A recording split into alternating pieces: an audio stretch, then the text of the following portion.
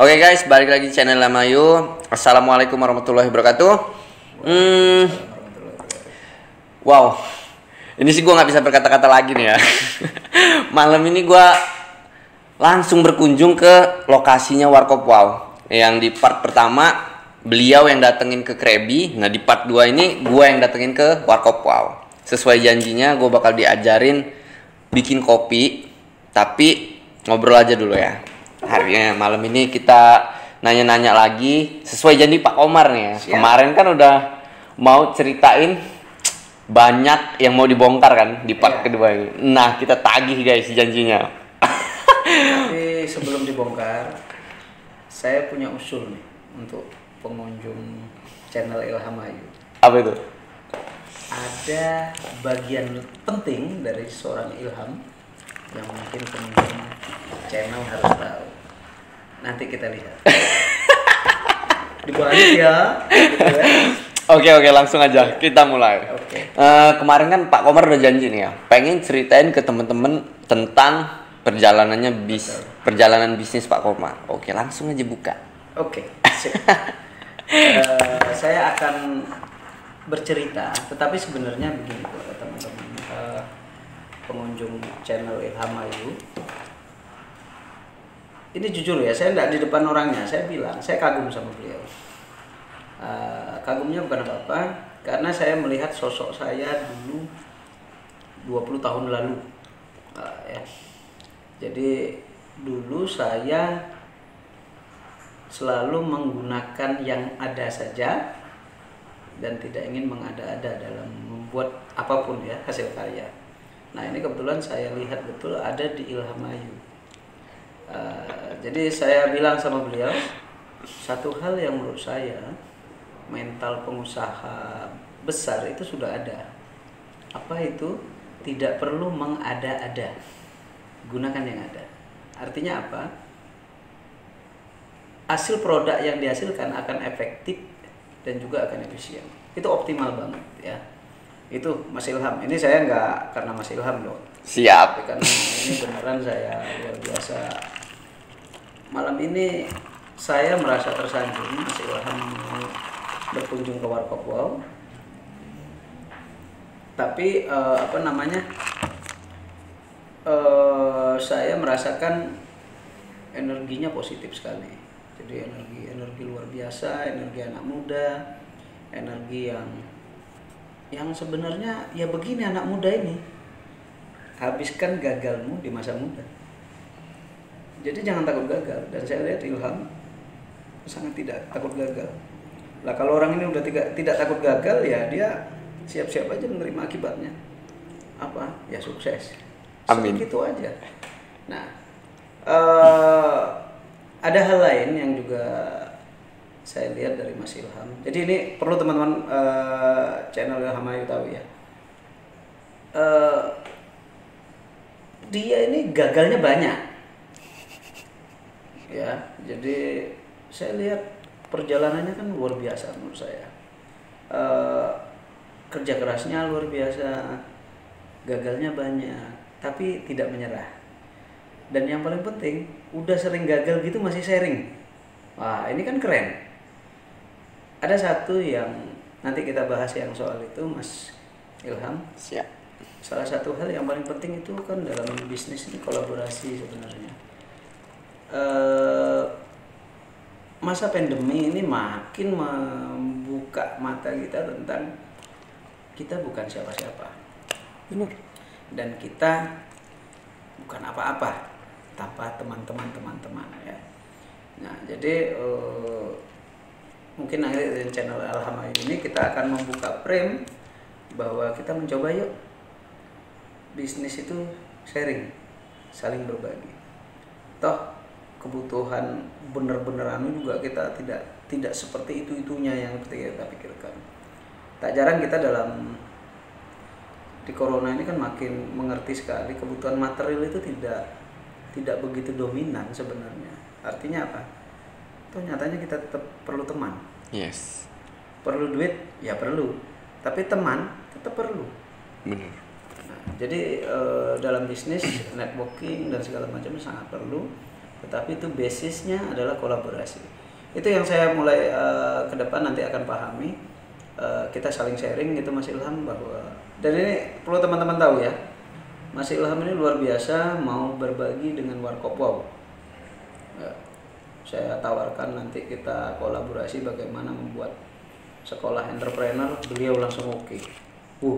Wow sekali kan. Jadi kebayang tidak jika UMKM itu semua bisa bikin podcast, dia bisa digitalkan marketingnya, marketing ya, bukan sales ya, ini harus paham juga nanti, mendigitalkan marketingnya itu dengan cara yang pas, dan itu mereka bisa lakukan. Nanti belajarnya di mana? Bareng Mas Ilham. Kan luar biasa. Ditembak terus. Suka juga ditembak Mas. Saya kalau itu alam bawah sadarnya enggak, pasti jawab enggak juga. Taunya iya. Nah, berarti kan udah dapet lah ya. Jadi teman-teman penikmat channel Ilham Ayu, ini channel kudu dipantengin banget, dan yakin saja Mas Ilham ini luar biasa terobosannya. Dan kita akan dapatkan hal-hal baru lainnya. Begitu Mas Ilham. Siap. Jadi ini contoh, saya harus belajar sama Mas Ilham. Ada satu hal ya, bagaimana dia bisa begitu sayang sama emaknya. Ini penting nih. Kenapa? Konsep emak ini benar-benar saya juga teladanin ya. Jadi almarhum ibu saya suka bilang ke teman-teman nih yang ibunya masih hidup, masih bisa menikmati ibunya, tolong ibu itu dibawa kemana saja. Artinya bukan apa, bukan ngerepotin. Mereka tidak ngerepotin. Pada saat kita kecil dulu repotnya luar biasa, kita dibawa kemana-mana. Sekarang mereka menikmati apa yang kita kerjakan, apa yang kita lakukan. Nah, kemarin saya berkunjung ke Krabi. Tahu nggak yang mandor siapa? Emaknya. Keren kan? Wah, itu luar biasa sekali menurut saya. Itu keren banget dan itu patut dicontoh ya. Jadi ini yang semakin membuat saya tertarik dengan Mas Ilham ya. Jadi insyaallah kedepannya banyak hal yang bisa kita kolaborasikan ya. Nah, salah satunya nanti akan ada akademi yang mau dibangun nanti, tetapi akademinya berbasis entrepreneur ya. Ada inkubasinya ya Mas Ilham ya. Jadi dibimbing satu-satu sampai, jadi ini tidak bermain di quantity tetapi di quality, karena harapannya nanti yang dibimbing bisa berhasil, kemudian dia bisa menggandeng lagi ya, teman-temannya yang lain. Ya karena enak itu barengan. Bener. Kalau sendiri nggak enak ngopinya. Gitu ya. Itu Mas Ilham. Monggo Mas Ilham, ayo lanjut lagi apa yang ada. Wah. Mau ngomong apa lagi nih ya? Udah kehabisan kata-kata nih Pak. Jadi kenapa gue seneng banget ya main ke Warkop Wow itu ya, selain gue dapet banyak ilmunya juga, terus gue dapet bukan sekedar yang gue pikirin tuh bukan sekedar duit aja gitu, ya kan? Tapi relasi gitu. Makanya ya gue berteman sama siapa aja gitu kan, sama yang muda sama yang tua ya it's okay, yang penting gue di situ bisa menyesuaikan gitu. Benar, setuju tuh Mas Ilham. Oke nih Pak, kan temen-temen ya banyak yang kalau mau melangkah nih ketika mau berbisnis, dan itu kan mikirnya pasti modal kan. Betul. Modal itu besar gitu. Nah gimana, ada tips nggak Pak untuk teman-teman yang baru mau memulai bisnis tapi terkendala sama modal, yang harus kita lakuin itu apa? Kalau dulu mungkin saya sama ya mikirnya ya. Tapi kalau sekarang jujur itu harusnya nggak boleh lagi mikir kayak gitu. Nggak boleh mikir modal ya? Ya, kenapa? Selama ini kita mudah menggunakan modal yang maha penting apa? Gadget. Di era 4.0 ini kan luar biasa. Lo nggak dagang, lo nggak apa, gadget lo jalan terus. Jalan terus. Pulsa jalan terus kan, sama aja. Kenapa nggak bikin jadi dropshipper kan? Toh nggak perlu modal, nggak perlu apapun kan? Iya bisa. Bisa. Jadi nggak perlu toko, nggak perlu barang, nggak perlu ngepack, nggak perlu apapun. Hanya kasar ngomong ambil ujung, selesai. Bener. Loh, modalnya apa? Kemauan. Sebenarnya cuma mau apa enggak kan? Iya. Itu aja. Jadi kalau saya sih melihatnya begini. Kadang ada orang yang bisnisnya udah cukup baik, kemudian perlu modal. Pertanyaannya modal untuk apa? Sekali lagi ini perlu dicatat. Hati-hati dengan pernyataan itu, karena itu nanti akan membangun hal-hal yang sebenarnya tidak kita perlukan. Kenapa tagline kita selalu begini, gunakan yang ada, jangan mengada-ada. Ya daripada beli apa aja yang ada yang bisa kita maksimalkan. Energi kreatifnya kita keluarkan. Kalau saya bilang suka lebih dioptimalkan ya. Jadi misalnya contoh kecil, kalau Mas Ilham lihat di depan ada bangku atau meja yang udah kayak apalah, sampai orang bilang, Mas kan mau diganti tuh gitu. Saya bilang, ngapain ganti? Toh ini masih bisa dipakai buat duduk ya. Sebenarnya bukan itu, ini historicalnya yang mana. Oh iya. Bagaimana dulu saya nggak punya dana untuk bikin meja, jadi hanya ada papan nganggur, saya potong-potong gergaji, saya bikin. Makanya kalau lihat itu, nanti kita lihat ya mejanya ya, nanti ada shoot khusus tentang meja itu. Alhamdulillah itu meja keramat sekali. Keramatnya bukan apa-apa, semakin mengingatkan saya untuk itu. Kami taruh di depan pintu masuk meja itu. Iya, jadi biarkanlah orang berpikir opo ini, ya nggak apa-apa, biarkan saja. Meja yang pernah kita duduk itu bukan? Iya. Wah. Semua ya. Ternyata punya story tersendiri ya Pak ya. Karena bener. Saya jujur nggak punya uang untuk beli meja, jadi ada papan nganggur, bekas kebakar juga, ya pokoknya gitu aja. Saya gergaji, saya paku, modal paku toh tenaga dikit lah, jalan. Jadi memang nggak ada alasan buat nggak mulai gitu ya. Saya sih lebih suka just do it aja lah. Yes. Iya. Kalau kita jujur, almarhum Bob Sadino itu benar ya. Udah punya dengkul ya, pakai dengkul lah. Itu udah modal paling gede. Jadi ada otak, kasar ngomong pakai otak lah. Ya, artinya kita secara manusiawi itu sudah cukup. Tinggal lagi kreasinya yang perlu ditingkatkan, dan semua bernilai kalau menurut saya. Tinggal lagi bagaimana meng-create-nya dengan baik. Dan satu hal ya buat teman-teman, satu hal, konsisten untuk jujur. Jadi kalau udah jualan ya produknya harus bagus. Kalau apapun judulnya ya harus baik. Jangan nanti kapan ini baik, besok tidak baik, besok lagi. Nah ini yang selalu mengganggu. Kalau nggak ada ya katakan nggak ada. Kalau nggak ada pun jangan mengada-ada. Jadi apa adanya saja, dan orang akan lebih aware lah. Tapi janjikan kapan barang itu ada, sehingga kita tetap memberikan pelayanan yang terbaik. Gitu Mas Ilham. Iya.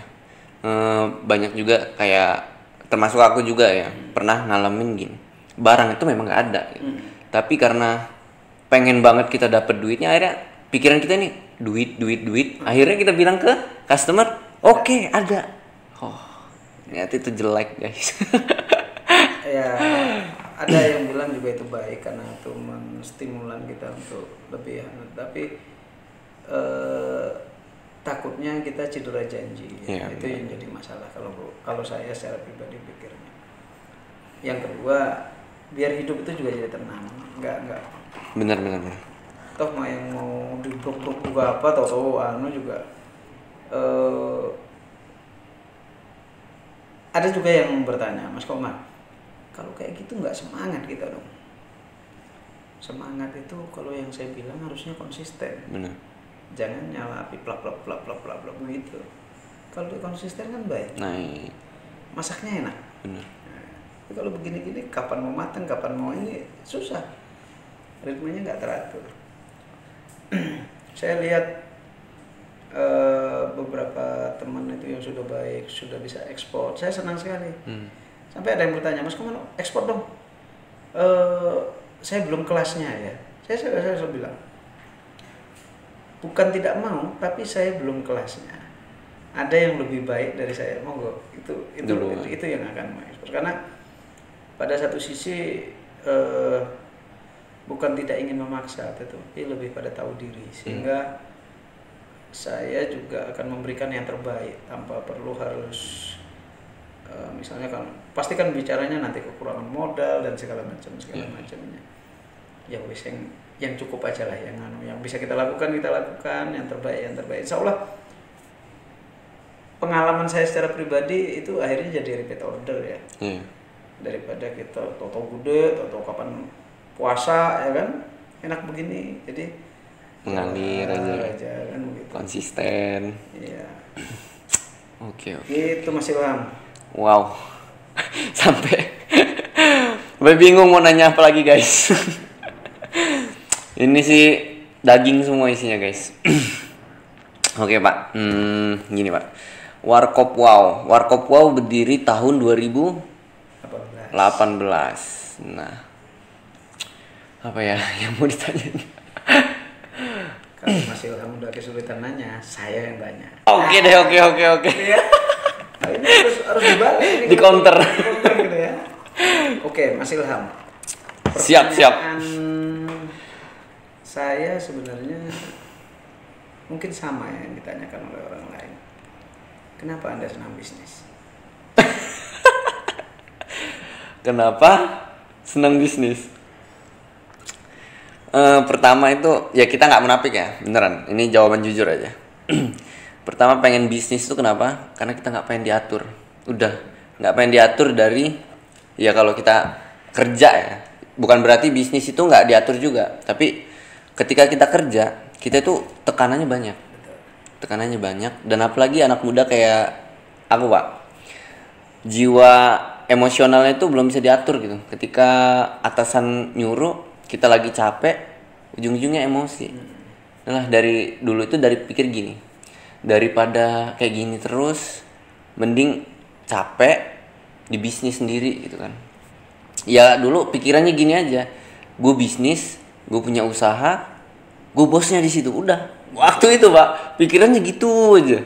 Akhirnya secara tidak langsung menyemangati diri sendiri kan. Oh yaudah lu harus berani nih. Lu harus berani keluar dari kerjaan, lu buka bisnis, dan lu bisa kerjain orang gitu, kerjain banyak orang gitu, buka lapangan pekerjaan. Padahal sekarang begitu berbisnis lebih capek. Iya bener. Lebih capek kan, makin gak ada waktu libur ya. Libur kita nggak libur ya. Tapi lebih ke tujuannya gini Pak, aku pengen bisnis itu karena apa? Karena pengen bantu banyak orang. Betul. Lewat bisnis ini gitu kan. Ketika kita sukses, ya nggak tahu ya suksesnya kapan, tapi udah kepikiran gini, ketika kita sukses, duit yang kita hasilin ini bisa bantu banyak orang gitu kan. Betul. Tapi ketika kita kerja dulu, boro-boro mau mikirin orang gitu kan, mau nyisihin gaji sendiri aja itu susah gitu. Akhirnya ya udahlah, bertekad pengen bisnis. Insya Allah pikirannya positif aja dulu gitu kan, pengen sukses. Ketika sukses, ya udah tujuannya kita udah jelas nih, goalsnya pengen bantu banyak orang, terutama orang tua. Nah itu. Lalu saya melihat Mas Ilham ini kan kelihatannya nothing tulus. Nah, berbagi ilmu juga nggak sungkan. Kan? Benernya senang begitu atau dipaksa begitu? Kalau aku ya ngelihat zaman dulu nih, zaman aku kecil gitu kan. Jadi mau apa-apa itu susah gitu. Kayak aku tuh udah jujur ya, ini udah broken heart, broken home. Broken home tuh dari kelas 2 SD. Iya. Jadi orang tua itu pisah waktu aku kelas 2 SD. Kelas 2 SD. Nah, di kelas yang masih kecil banget, kelas 2 SD, di umurku yang masih kecil banget, aku udah harus ngerasain, oh ternyata nggak enak gitu.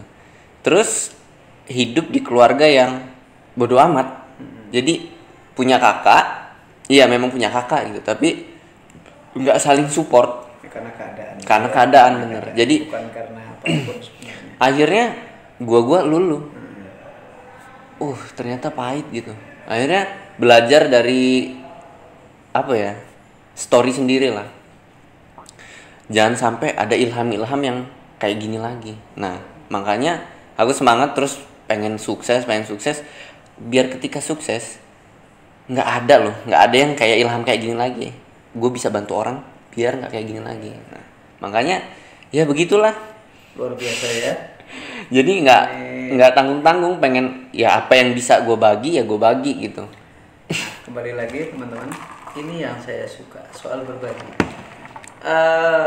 Ini kita sharing Mas Ilham. Jadi ini pengalaman saya pribadi juga. Jadi pada saat kita mengembangkan kopi ini dengan keilmuan yang mohon maaf secuprit zaman dulu, kami mengembangkan satu sisi, rahasianya tidak ada rahasia.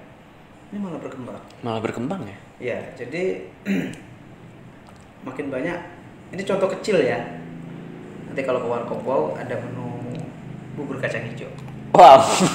baru lagi Baru terus. Kebayang nggak yang ngasih masukan, misalnya pengunjung-pengunjung kita, salah satunya Direktur Ilmu Tani, Mas Komar, buburnya bagusnya begini-gini. Oke,